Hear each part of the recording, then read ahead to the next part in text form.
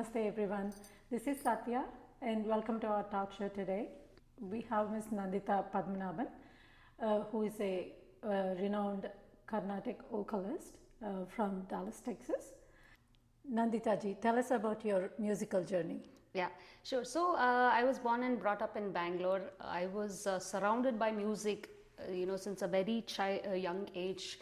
I was born into a family of rasikas, I would say, not really musicians. They were not performing artists, but they were rasikas of the highest order, especially my father. A father and his brothers, they were crazy about music, not just like passionate. They were always listening to music. They were critiquing concerts, and then there was always music being played at home, either it's All India Radio or on the TV. There's always music at home, and as soon as I woke up, there was the first thing that we did was to switch on the radio where Carnatic music was always being played. So those really shaped my early musical journey, I feel, because half of the learning a musician does is by listening. So by the time I reached an age of 6 or 7, because of the constant listening and attending concerts, I had reached a point where I could understand what is music and what is I could appreciate the Carnatic music nuances. So if somebody sings a song, I could say, oh yeah, I've heard that, and I could identify those ragas to some extent, not to a large extent, but also being with my grandmother, because both my parents were working full-time jobs. So my grandmother used to teach me songs here and there. So she taught me, and my mother's side, actually, they are music connoisseurs as well. My mother's sister is a gold medalist in Vidvat music Karnataka board exams. Wow. So, and she asked me to sing one day in one of the get-togethers, and I sang Sri Gananatha that my grandmother taught me. So that's when she identified, okay, this girl has some potential. She has a good voice. I think she has to be trained under a proper guru. So that's when my aunt told my mother, okay, I think you should put her into proper training under a proper guru. So that's when my mother started looking for teachers around the area, and that's me and my brother. We went to classes, and I vividly remember he was riding the cycle, I was sitting behind with my music books and going to classes. We both learned together for a long time, and again that was part of my musical learning, and the other part kept constant, going to concerts. And in Bangalore, the Ramnavami Utsavams were very very vibrant, like how the Madras season is during December. The Ramnavami season was very vibrant for Carnatic concerts in Bangalore. So we had a huge A-list stars like Sanjay, Ranjini, Gayatri, and all of them come and perform. So we were very excited. For us, our whole life was either music or studies or just play with the kids, play with the friends. So I think all that kind of created an ambience at home, an environment where music became second nature to me. And I think my mother at that point also left her job once I reached about 7th or 8th grade.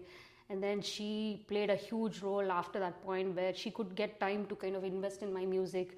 She constantly looked at newspapers for any new competitions. She used to take me. At that point, I was a teenager. I used to rebel and say I don't want to go, but she used to, in spite of all that, she used to drag me to competitions, which I'm very thankful for today. So yeah, and then a lot of attending concerts, competitions, seeing other kids sing, and identifying where I could improve, hearing the other kids sing. And a huge role in my musical journey also was played by my gurus, who I'm very thankful for. Vidushi, Madhavi, Rajagopalan, she was instrumental in laying that strong foundation for me, because she was a selfless teacher. So 2 classes, one-on-one every week.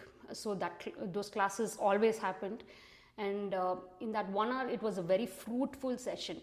If she used to just take one pallavi of a song, until I master it, she used to not let me go.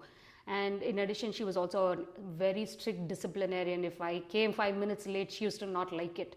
So, and then also she had a military background. Her husband was in the military. So she put in the same kind of discipline and she expected the same things out of me. So a lot of personality development as well happened during these formative years with Vidushi, Madhavi, Rajagopalan. And she had a very good lineage. She was a Samangudi student who was one of the most prolific singers of the yesteryears. So, so she has been she's played a very major role. So whatever song she's taught me during our time when I was learning from her, I still remember to today, because that is the kind of perfection she's made me go through. And after that I moved on to another teacher because of advanced. I wanted to kind of level up my skill sets in terms of music. I went to Dr. Nagavalli Nagaraj, another senior artist in Bangalore. So I completed my Vidvat grade, which is like the highest level of Carnatic music exam in Karnataka. And then the curriculum was very extensive, so she spent a lot of time trying to groom me for that exam. And then I passed my gradation. Actually, under Madhavi Rajagopalan itself, I got my B grade in All India Radio, and then I got a B high under Dr. Nagavalli Nagaraj. And then further my music, I went to Dr. Satyavati, who's like a prolific Sanskrit Kannada scholar, who's like a very, very renowned musician in Karnataka, highly respected. So I learned my advanced nuances of singing from Dr. Satyavati, and I also did my audition for B high to A grade in All India Radio. So she mentored me during those times. And then a lot of influences, my parents. In fact, even my brother has played a huge role. He's like the hardest critic for me because he correctly pinpoints what was the mistake in my singing, so that I could get that raw feedback from him. Right. So nothing sugar coated. He always nitpicks on me, so I always appreciate that. And thankful for my parents for giving me that environment at home where Definitely. Music was always being played, and took me to concerts, made me listen, made me sit in the front row and put the talam for the concert. So all of that, I think, kind of shaped my views. You what you're today. Yeah, what I am today. So a lot of contributing factors. And now, of course, my husband is a huge backbone, because in spite of having family and kids, he still supports me. So I'm very thankful for that. You have been trained under many gurus. What was your experience and how did it influence your musical career? Right. So, like I mentioned, Vidushi, Madhavi Rajagopalan, I'm ever grateful for her. She has laid the foundation for me. But there are certain things I have picked on from each guru, I would say. So from Vidushi, Madhavi Rajagopalan, her perfection in rendering the kritis, right? If you take a song, you should be able to sing it without looking at the book. And you should have that mastery over that song. And how would you give life to that song? You can't just sing it without, evoking emotions.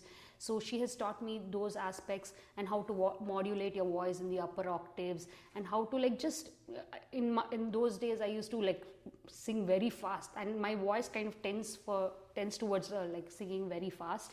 So she used to slow me down. She's like, why are you singing as if you're trying to catch a train? I still remember those words even till now. So she used to make sure that I have the mastery over the kritis. So a huge number of kritis I've learned under her. I can still sing that without book or notations today because of the effort she has spent in teaching me and making me perfect in those. I think that's a huge lesson. And also her discipline that she has instilled, right? Always come on time for class, cannot be late. I mean, I used to get a mouthful if I came late to class. So those were things that I have learned, and I try to imbibe, not just with music, with everything else as well.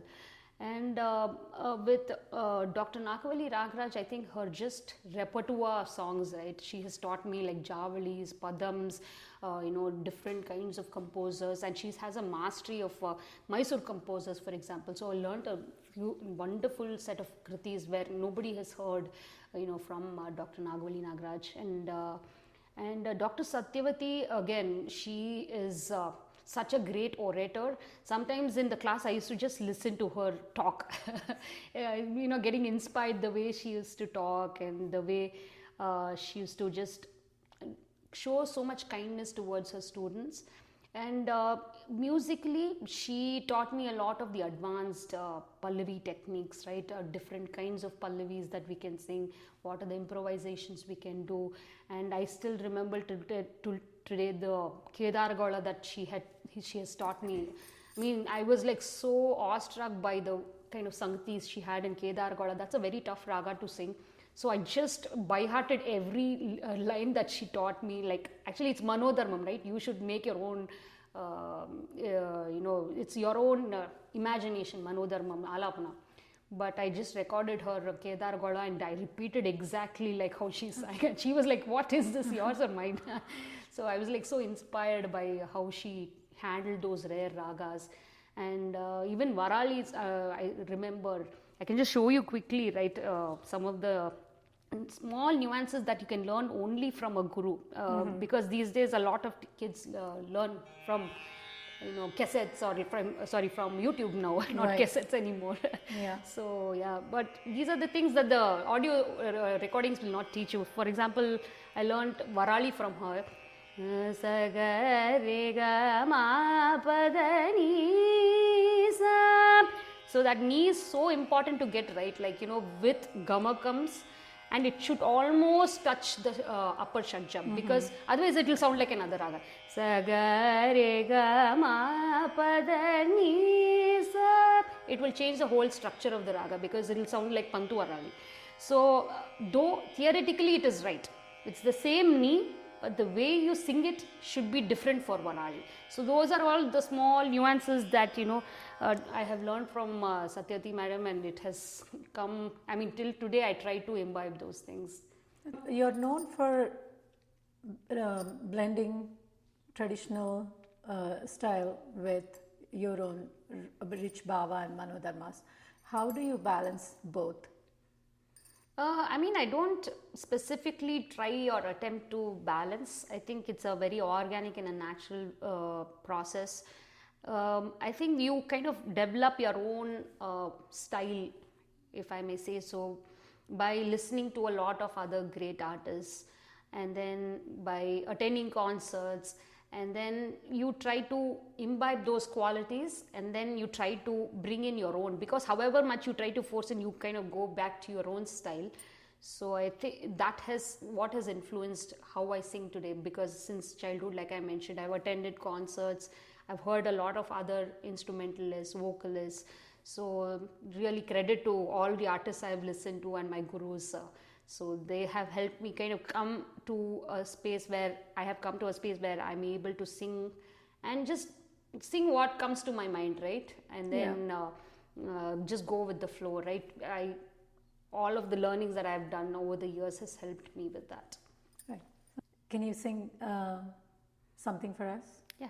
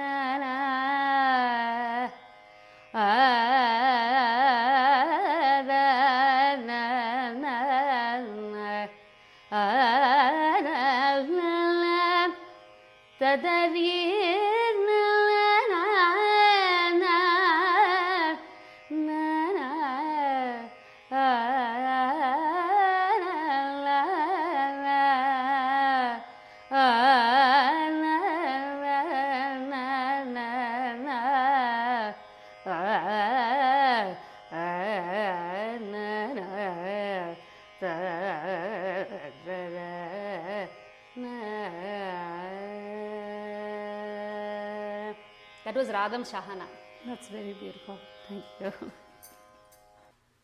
What is your favorite raga or composition you're so fond of? Can you share an example with us? I mean, that's one of the toughest questions, because there is no favorite, honestly, because every time you sing a raga or a kriti, you kind of start liking what you're singing. If that is what I think picking a particular raga will be doing injustice to the other ragas. And also, when you're singing, you love that thing that you're doing. That's why you go ahead and pick a raga for whatever reason you do it. So that is a very tricky question, but I will still try to answer. When my teacher actually started Manodharmam, which is where we develop our own imagination, she asked me what raga I want to start first, and I told Todi. I don't know why I said that, but that was one of my favorite ragas at that age, I think, maybe. I picked Todi for some reason, and also because I think I heard a lot of Todi from a lot of artists. And Todi is also considered a king of ragas. So, I mean, it holds a special place in my heart for sure, Todi. So, Todi probably is a little bit ahead of the others, but everything is my favorite. That's nice. I'll sing a few lines of Shama Shastri's composition, Ninne Nammi Nanu. Sure. Na na na na na na na na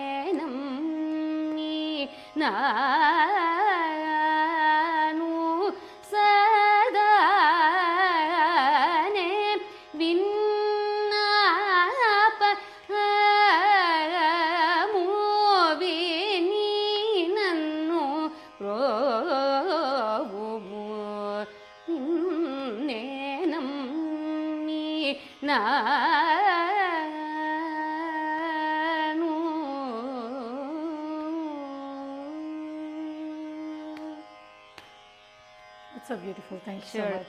And the famous Kantara song is also based on Todi, so that's one of the most famous Todi based songs that we have. That song. Right, right. Yeah. So you have been performing both in India and the US. How do you see audiences in different regions receiving Carnatic music? What were your experiences, or what kind of differences did you notice? Sure. So in India, I was primarily based out of Bangalore, so that's where most of my performances used to happen.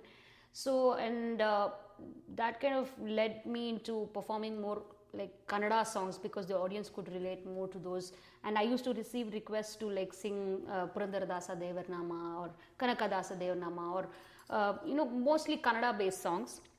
But after coming to the US, now we are exposed to a lot of people from different regions, different cultures. So we kind of cater to different audiences here. So we make sure we include a Tamil song, a Telugu song, and Kannada song, sometimes even Hindi bhajans. I've noticed the audience is enjoying a lot of bhajans here as well. Yeah. Exactly. So that way I have also tried to increase my repertoire that way. And a lot of the visiting artists here, right, they have also played a huge role. I think we can get to meet them and learn from them.